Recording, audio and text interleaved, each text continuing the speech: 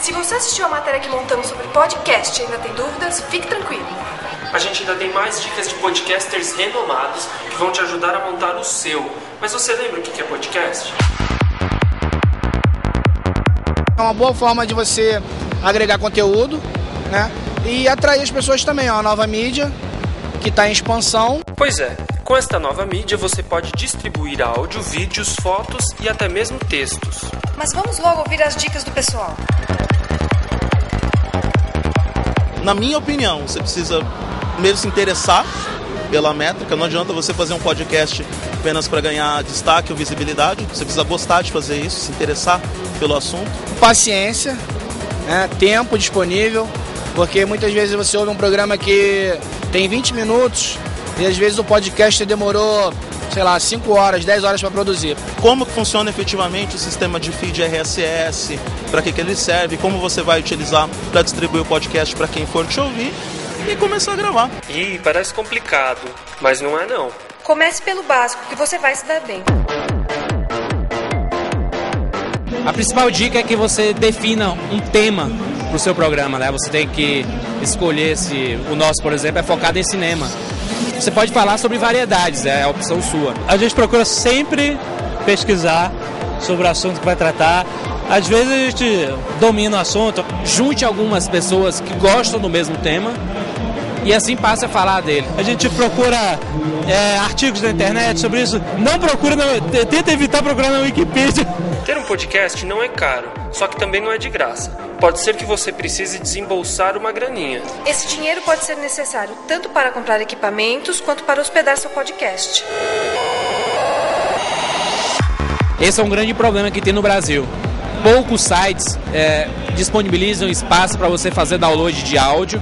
A ideia inicial é que você hospede em sites que oferecem espaços ilimitados de downloads. Um ótimo servidor seria o Mevio. Para você gravar, você precisa de um equipamento, de um gravador, ou um notebook, um PC com microfone.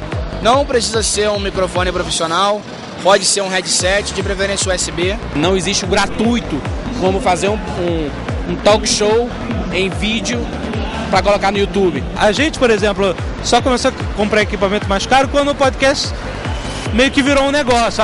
Realmente agora o podcast é um modelo de negócios nosso. Então vamos investir em equipamento, em comprar mesa de som, em comprar microfone profissional, em comprar um computador mais potente em termos de gravação e edição. Com relação a usar música proprietária e ter problemas depois com o ECAD, quem quiser pode usar músicas PodSafe. São músicas gratuitas que você pode usar, que não vai te dar problema nenhum lá na frente. Todo este trabalho tem retorno quando as pessoas ouvem e comentam. Por isso, tenha um cuidado especial com o seu público. Eles são um termômetro para medir o sucesso do podcast. Uma primeira fonte de feedback que a gente tem de um programa são os comentários. O pessoal entra no post e já está ouvindo, já vai comentando enquanto está ouvindo o programa. Isso é muito útil. Uma coisa que a gente faz desde o início é ler os e-mails das pessoas sobre o programa anterior, para notar o feedback do público, para comentar algo que a gente esqueceu, algo que a gente errou, ou então simplesmente falar sobre aquele assunto com a participação do público. Eu acompanho, além dos comentários e nos e-mails, pelo Twitter.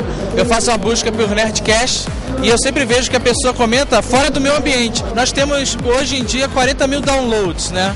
E desses 40 mil, 10 mil são seed, são pelo feeding, né? E esse pessoal nem entra no blog, baixa direto pelo agregador. Agora, tem os outros 30 mil que vão no blog. Tem muita gente que entra no blog porque a gente tem uma seção de notícias e aí navegando acaba chegando no podcast. Um podcast sem blog não funciona. É legal você ter um blog com um post bem montado, com a imagem de vitrine do post, com comentários relacionados àquele assunto. Se for o caso, com links relacionados também, uma matéria legal em tal lugar que você falou daqui. Você com isso dá uma ambientada melhor, você contextualiza melhor o conteúdo daquele áudio. Pois é, o blog não ajuda apenas na expansão dos temas. Postando o podcast no feed do blog ou num feed próprio, seu ouvinte chegará quase que automaticamente ao podcast. Mesmo assim, é importante ter uma periodicidade, ou seja, uma data certa para a publicação acontecer. Mas qual a melhor opção? Você tem que definir.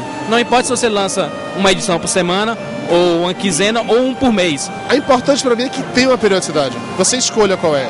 É um por dia, façam por dia. É um por semana, façam semana. É um por ano, façam por ano. É importantíssimo. É uma das primeiras coisas, uma das primeiras marcas de compromisso que você pode ter com o público é manter um período sempre igual. Mesmo com todas estas dicas, a divulgação do podcast é necessária. A internet já é um meio para isso e você deve aproveitá-la de todas as formas. A gente sempre fala que a maior ferramenta é o boca a boca. E foi a maior ferramenta de divulgação do Jovem Nerd desde o início. Com bom conteúdo, você gera boca a boca sem problema.